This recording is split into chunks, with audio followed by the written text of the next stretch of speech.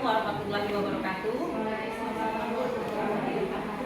Alhamdulillah, alhamdulillahirrahmanirrahim, wabihi nasta'in,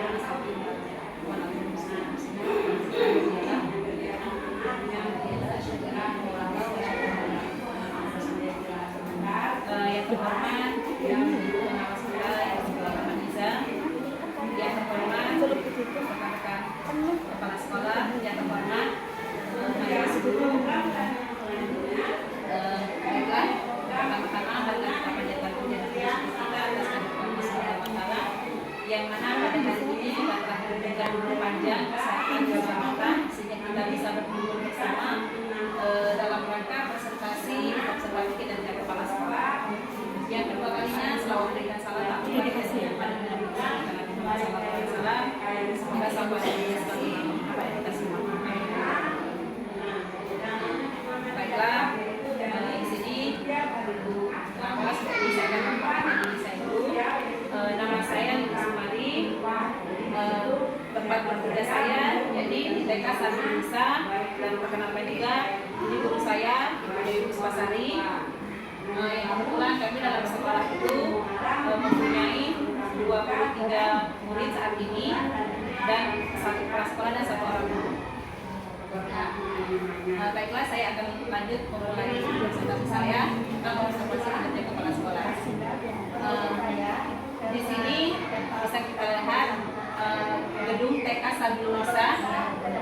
Di sana ada 2 ruangan, 2 kelas dan 1 ruang kantor. Beralamat di Desa Ladang Panjang, tepatnya RT 06 Bidang Lambu, Kecamatan Sungai Gelang, Kabupaten Muarajambi. Dan ini ada beberapa dokumentasi pembelajaran baik di dalam ruangan ataupun di luar ruangan. Nah, seperti yang terlihat di sana, di sekolah kami sudah melakukan beberapa proyek-proyek yang kami kenalkan kepada anak, dari cara membuat jus, membuat balon udara, juga memperkenalkan anak, mengajak anak membersihkan lingkungan sekolah supaya membangkitkan rasa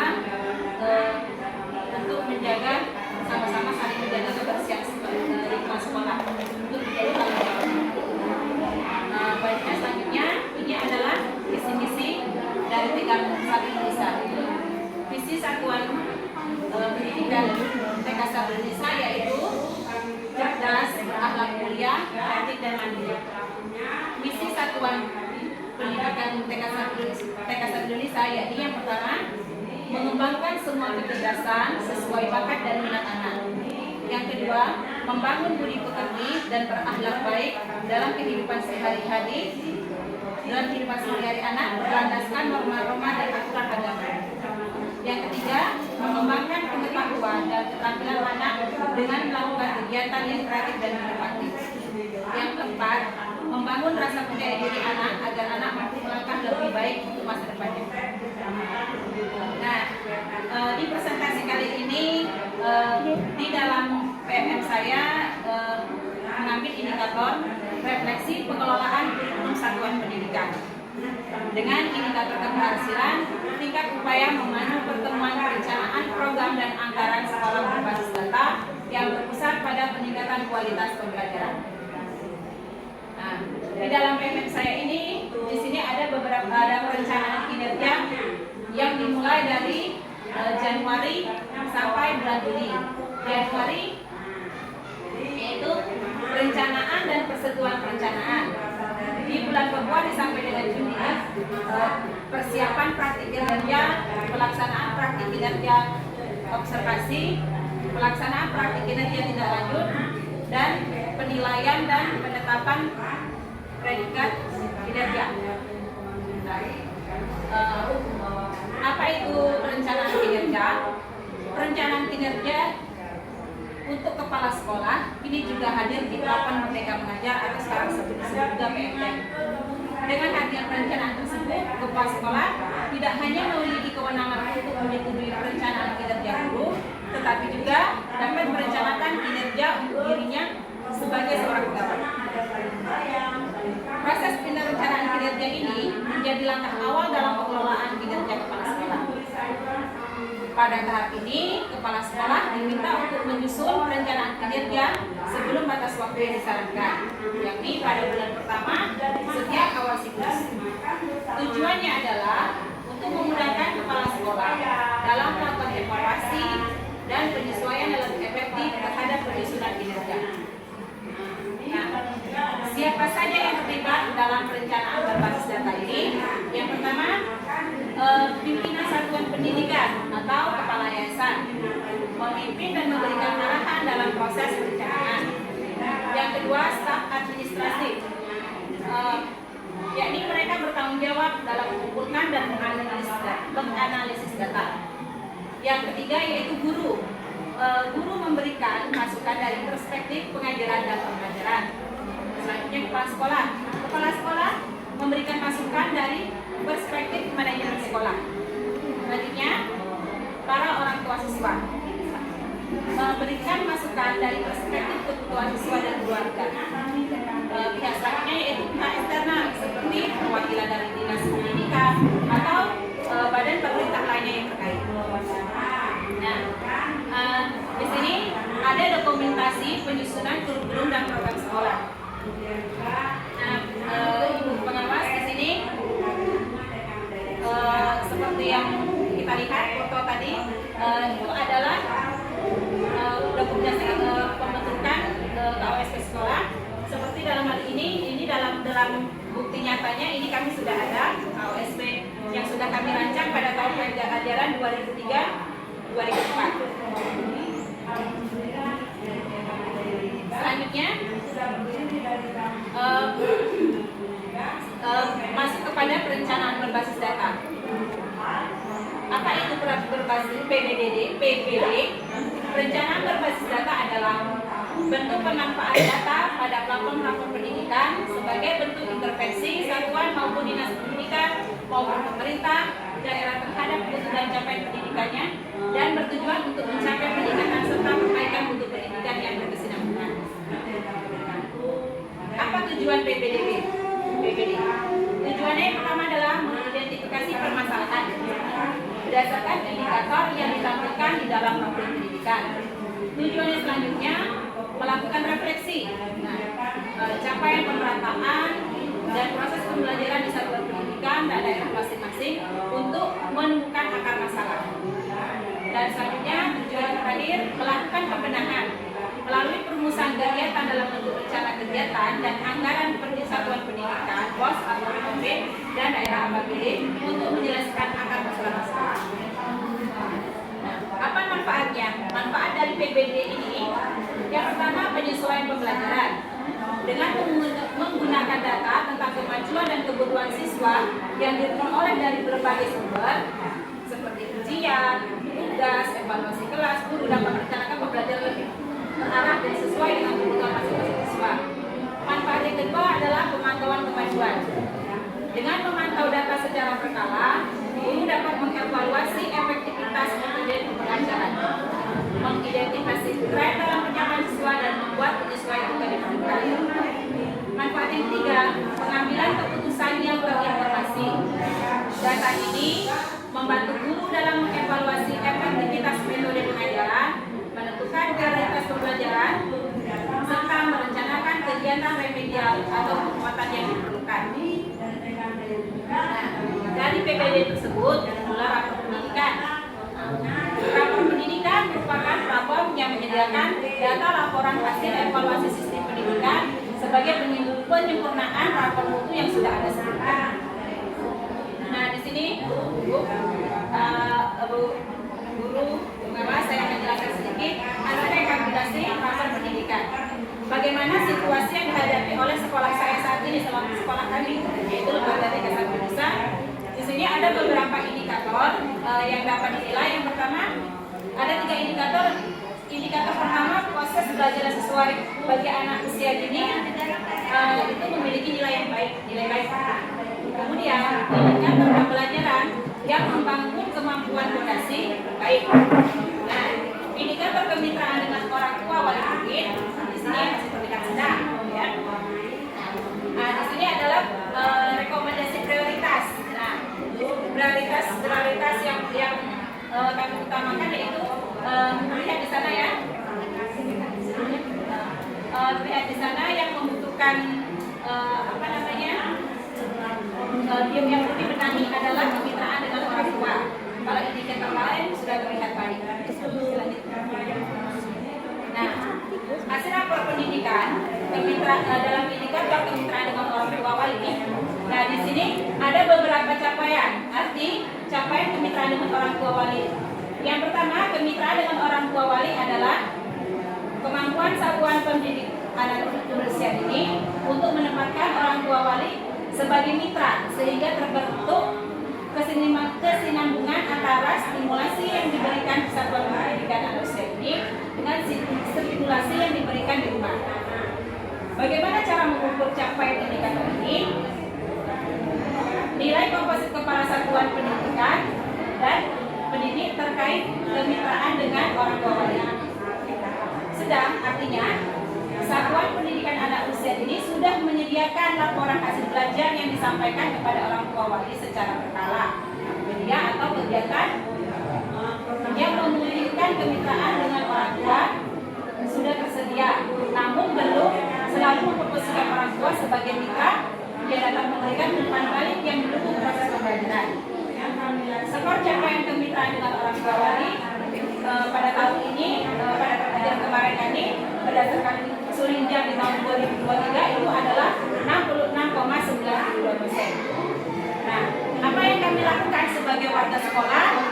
Yaitu kami merancang beberapa program baru istilahnya tadi ya, kami sudah mempunyai HOSP sebelumnya, sudah punya kurikulum sebelumnya, tapi kami harus merefleksi kurikulum yang ada itu lebih meningkatkan kualitas pembelajaran yang ada di sekolah kami, terutama indikator dengan kemitraan dengan orang tua wali. Apa yang sebaiknya kami lakukan? Nah, ini rencana-rencana kami sebagai pihak sekolah merencanakan program ke depan, yaitu yang pertama penyusunan kurikulum. Nah, siapa saja yang terlibat dalam penyusunan kurikulum? Yang pertama ketua yayasan, kepala sekolah, guru, komite dan wali murid. Terus program yang kedua yang akan kami lakukan yaitu generasi literasi membaca buku. Nah, di sini wali murid dan siswa bersama-sama membaca buku. Wali murid membacakan buku sesuai keinginan anak dan anak mendengarkannya dengan baik. Nah, program yang ketiga yang akan kami canangkan yaitu kelas orang tua atau sekarang yang disebut dengan parenting. Nah, disinilah wadah pertemuan orang tua wali murid, baik wali kelas maupun wali perkelas maupun satu sekolah untuk pengetahuan atau keterampilan mendidik anak. Nah, yang terakhir yang akan kami canangkan yaitu pentas akhir tahun. Pentas akhir tahun kami rancang dan rasakan rencana kami akan mengadakan paguyuban bersama orang tua wali murid. Nah, di sini untuk mengembangkan, meningkatkan rasa tanggung jawab orang tua juga. Kita ajak orang tua di situ untuk ikut bekerja sama. Nah, bisa kita laksanakan di akhir tahun ajaran sebelum terima lapor. Bisa juga. Nah, tentunya di setiap program-program yang kami canangkan itu semuanya itu membutuhkan anggaran-anggaran. Nah, anggaran tersebut nanti bisa lanjut di RKAS ya. Nah, tapi di sini untuk nilai nominalnya itu belum bisa kita sebutkan karena kan kita nanti harus konsultasi dengan orang tua, bukan biaya seberapa. Ini hanya apa saja yang perlu kita siapkan. Di kelas orang tua yang perlu kita siapkan itu adalah konsumsi, publikasi, dan narasumber. Kita bisa memanggil narasumber dari luar supaya menambah pengetahuan yang lebih luas kepada orang tua wali murid. Yang kedua, menyusun kurikulum. Program ini juga membutuhkan konsumsi, publikasi, dan juga internet. Nah, terus yang selanjutnya program gerakan literasi itu kita butuh buku bacaan seperti buku mendongeng, buku bacaan anak, publikasi, konsumsi itu juga kita butuhkan. Terus terakhir pentas akhir tahun.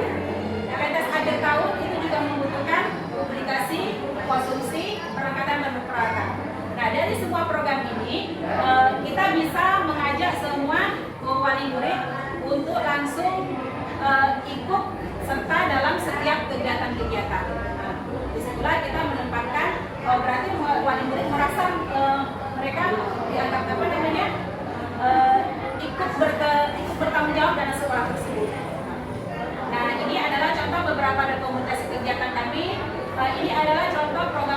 unggulan kami selain di kegiatan di dalam kelas, anak selain pegang buku dengan pensil, itu juga kita harus mengembangkan aspek-aspek lain seperti aspek motoriknya, seperti bermain balok itu juga. Terus program unggulan yang lain kami ada kunjungan itu daerah perkebunan. Ya, kalau di tempat kami itu kebetulan banyak perkebunan seperti kebun sawit, kebun sayur, kebun karet. Nah, itu ada yang di dekat sekolah kami, jadi kami melaksanakan kunjungan ke sana. Kita bisa konsultasi dengan para petani, bagaimana cara menanam, bagaimana merawat, bagaimana cara memanen, menjual, bisa menghasilkan. Nah, itu yang bisa meningkatkan kualitas perkembangan anak juga. Terima kasih, demikian yang dapat saya sampaikan. Ibu Dewi, bagaimana penjelasan saya tentang refleksi kurikulum ini, apakah sudah cukup jelas, Dewi?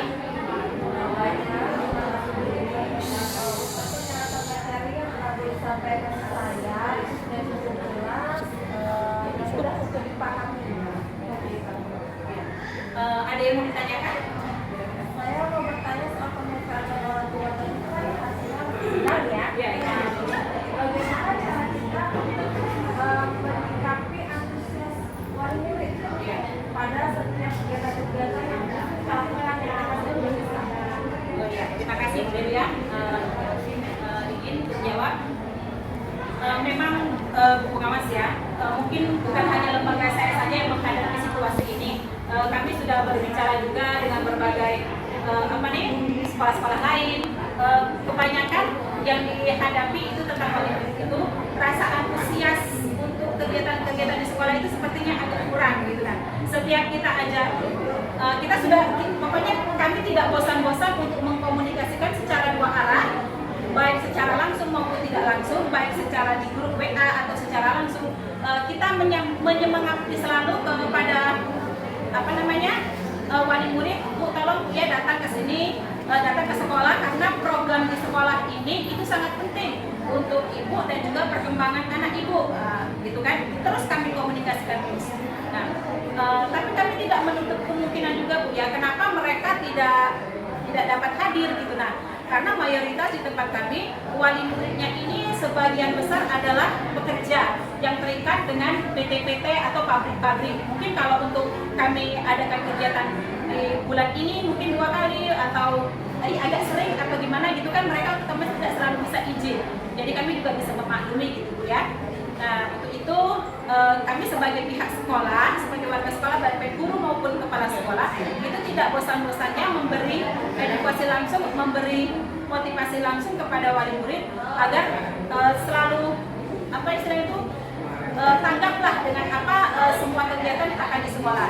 Atau juga Bu Dewi, nanti kita bisa melibatkan peran orang tua ketika nanti kita ada program-program kita canangkan dia, seperti kita mau adakan parenting, kita adakan acara hari yang besar seperti kita lakukan menyambut Isra Miraj, menyambut Maulid Nabi dan segala macam pentas ini, kita libatkan wali murid kita untuk menjadi panitia di sana. Nah, jadi mereka di sana ada rasa tanggung jawab. Nah, mudah-mudahan tolong punya untuk konsumsinya. Nah, nanti kalau kayak panitia narasumber nanti bisa kita bantu, kita carikan. Tapi nanti kalau udah tolong peralatan semua tolong diakomodir ya.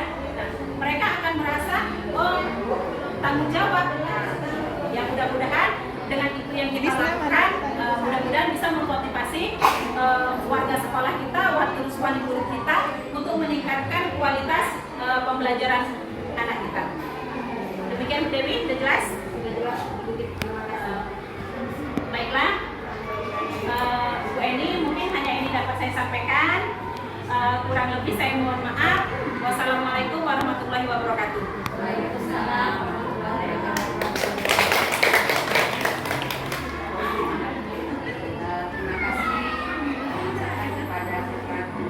TK Sabi Bisa ini tadi sudah menyampaikan dengan bagus, berefleksi. Cuma mungkin ada yang perlu ditambahkan tentang yang pertama, program apa saja yang sudah dilakukan, dianalisis, direfleksi kembali, maksudnya programnya apa, program apa yang sudah terlaksana, program apa yang belum terlaksana, apa kendalanya, tadi kan sudah disebutkan ada kendalanya. Nah, bagaimana Bu Lili menyikapi yang belum terlaksana ini? Apakah akan dihapus program itu, apakah akan direvisi ulang? Nah, itu yang perlu diperbaharui. Terima kasih. Ya, sama-sama. Luar biasa.